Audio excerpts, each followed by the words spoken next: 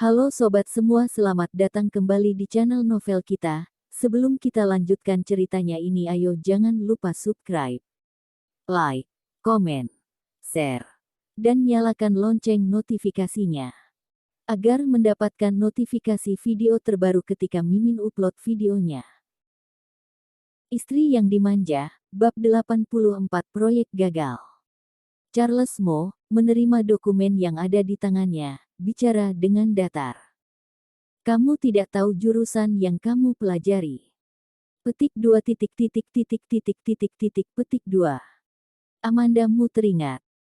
Saat dia masuk ke keluarga Mo dulu, mereka sudah memeriksanya dengan teliti. Tentu saja mereka tahu jurusan apa yang dipelajarinya. Mengenai bisnis Amanda Mu sama sekali tidak paham. Setelah melihat dokumen itu, Charles Mo mengerutkan alis lalu meletakkannya. Amanda Mu bertanya dengan ragu-ragu. Ada apa? Charles Mo melihat dia sejenak dan berkata, tidak perlu melihat dokumen ini, proyek ini tidak mungkin bisa bekerja sama dengan perusahaanmu. Kebetulan saat ini makanan mereka sudah datang, Ricky Mo langsung mengambil sumpit dan mulai makan. Amanda Mu melihat dokumen itu dengan perasaan percaya dan tidak, dia sungguh tidak mengerti apa yang dilihatnya. Tapi, karena dia meminta bantuan, Charles Mo sudah seharusnya mempercayainya, dan tidak banyak bertanya lagi. Sore hari, Siskamu membawa serombongan orang pergi untuk berdiskusi proyek. Perusahaan yang didatangi untuk berdiskusi proyek bernama Tencent. Termasuk perusahaan menengah di kota J, prospeknya sedikit lebih bagus dari perusahaanmu. Orang yang bertanggung jawab di proyek ini seorang wanita parubaya, usianya mendekati 40 tahun. Rambutnya ditata dengan sangat rapi, kelihatannya seorang wanita yang sangat kuat. Siskamu berdiri dan menyapanya, dapat dikatakan sikapnya sangat sombong. Manajer Ke, kita bertemu kembali. Manajer Ke melihatnya sekilas, langsung duduk seolah-olah tidak mendengar nada kesombongan Siskamu, dengan serius berkata. Saat itu, aku sudah berkata sangat jelas, kalau perusahaanmu ingin bekerja sama dengan kami di proyek ini, harus datang dengan hormat. Siskamu tersenyum, menoleh melihat ke Amanda Mu. Kamu juga putri presiden direktur perusahaanmu, kali ini Pak Kelvin Mu yang mengutus kita berdua bersama-sama untuk mendiskusikan proyek, ini masih kurang hormat. Manajer Ke melihat Amanda Mu. Raut wajahnya makin tidak enak dipandang. Dalam hidupnya, dia paling membenci hubungan tidak berguna seperti ini. Dari awal dia sudah tidak menghargai Siskamu, sekarang ditambah lagi Amanda Mu, dia tambah tidak menghargainya. Maaf, jam 3 sore aku masih ada rapat, aku permisi dulu. Manajer Ke langsung berdiri meninggalkan tempat dan keluar. Akhirnya Amanda Mu mengerti kenapa Charles Mo mengatakan proyek ini pasti gagal. Orang yang melihat manajer Ke bisa merasakan dia adalah seorang wanita yang kuat. Terlihat jelas manajer Ke tidak menghargai Siskamu, tapi Siskamu masih menganggap dirinya seperti penerus perusahaan, masih mengajak Amanda Mu untuk dibenci bersama oleh manajer Ke. Di belakang manajer Ke Siskamu berkata, meskipun adikku orang baru, tapi dia juga sangat rajin, apakah manajer Ke bisa mempertimbangkannya lagi? Langkah kaki manajer Ke bertambah cepat. Amanda Mu mengerutkan alis, mengerti apa tujuan Siskamu mengajaknya hari ini. Melihat usia manajer Ke seharusnya dia adalah karyawan lama di perusahaan. Pengalamannya pasti sangat banyak, sedangkan perusahaanmu mengutus seorang yang tidak mengerti apa-apa seperti Siskamu, ditambah lagi sekarang masih mengutus Amanda Mu juga. Bagi manajer Ke, ini adalah suatu penghinaan, dan juga tidak menghargai proyek ini. Menunggu sampai manajer Ke keluar, Siskamu menoleh dengan wajah dingin, menyalahkan Amanda Mu.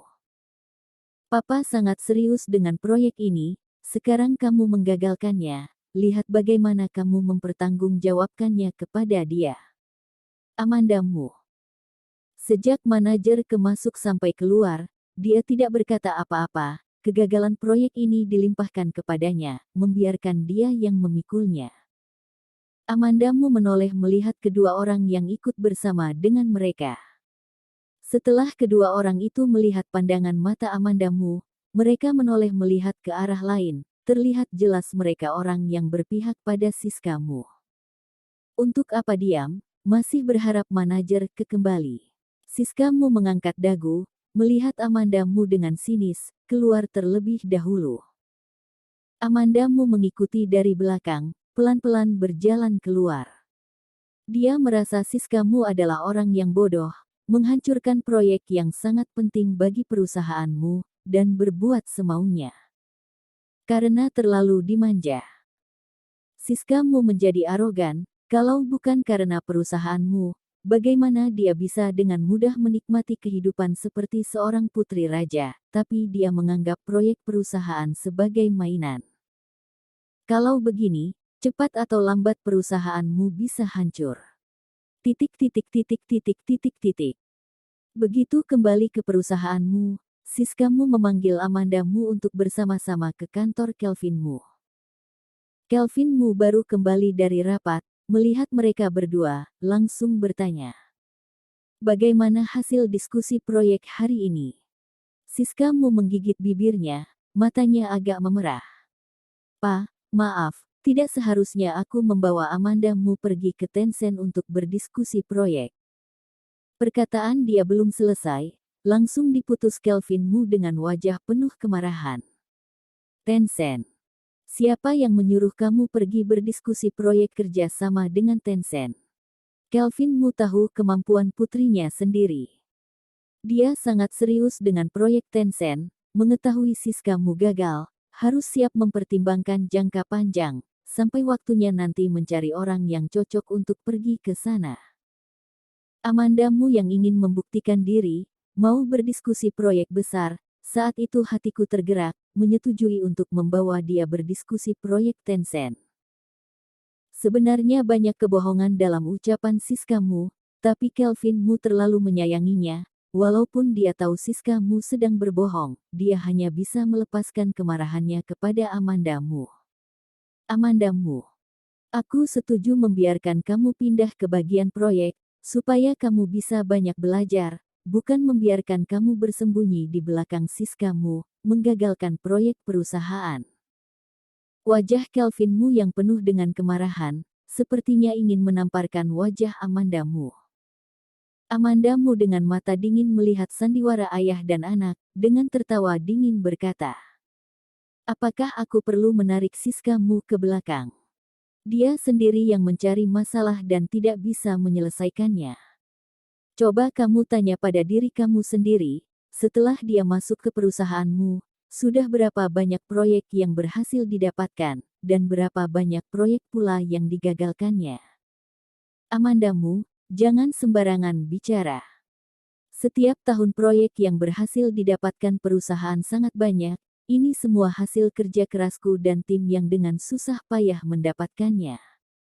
Siska Mu menggelengkan kepala, dengan wajah tertekan berkata, aku berdedikasi untuk perusahaan, tapi kamu mau menghancurkannya untuk dirimu sendiri, sudah menghancurkan proyek yang begini besar, sekarang kamu mau menghina aku, apa kamu bercanda? Sungguh. Ucapannya begitu serius. Demi perusahaan atau bukan, hati kamu sendiri yang tahu. Amanda Mu menatap dengan sinis. Siska Mu ditatap oleh Amanda Mu seperti ini, secara tidak sadar hatinya merasa bersalah. Tentu saja dedikasi aku untuk perusahaan. Untuk menutupi rasa bersalahnya.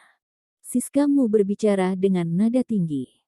Kelvin Mu melihat pertengkaran mereka berdua, berteriak dengan keras. Sudahlah. Kalian berdua keluar dari sini. Siska Mu tidak rela keluar, hari ini tujuan dia membuat masalah, ingin membuat Amanda Mu dikeluarkan dari bagian proyek.